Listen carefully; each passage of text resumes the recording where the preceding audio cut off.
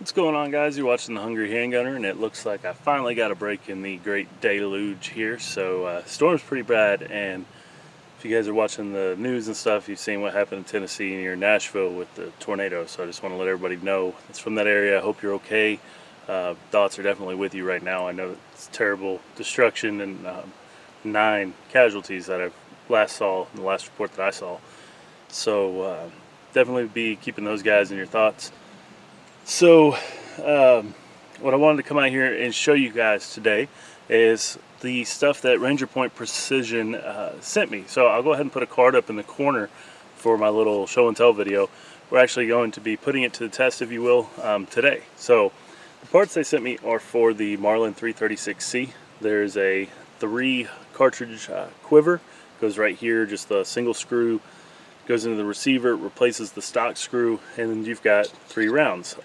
Holds them pretty securely, and the way that they go in, the recoil of the rifle should prevent them from coming out because they'll be going towards this little foot right here, if you will.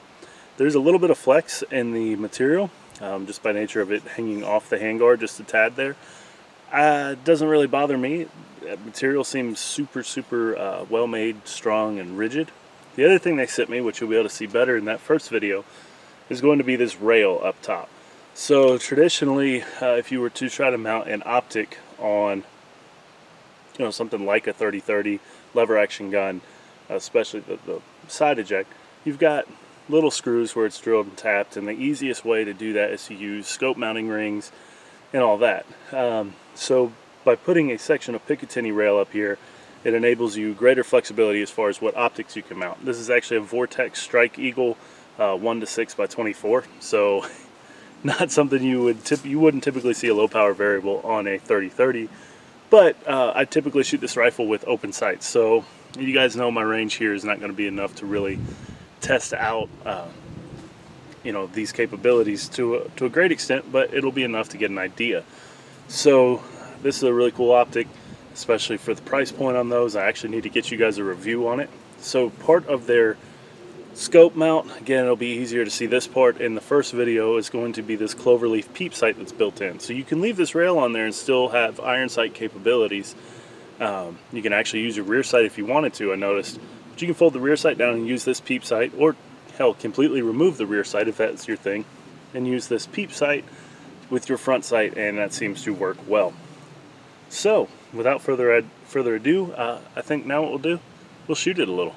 Alright guys, I've scooted back. I'm about 50 yards from my steel silhouette, so again, that's child's play for a rifle, but go ahead and see what we can do.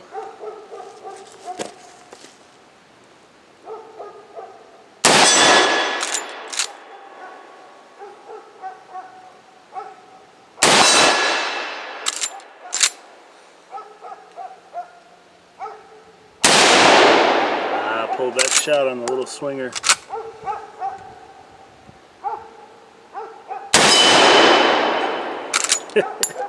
Rocked the hell out of it.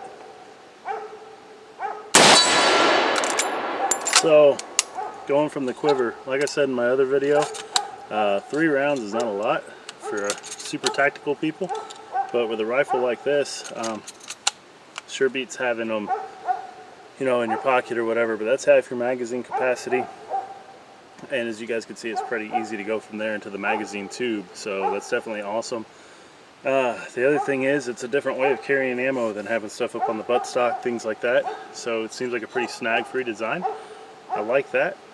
From the looks of things, a little bit of shooting I did off camera after I got this zeroed, and even now, it doesn't look like we're losing 0, so we'll shoot these 3, and then, yeah.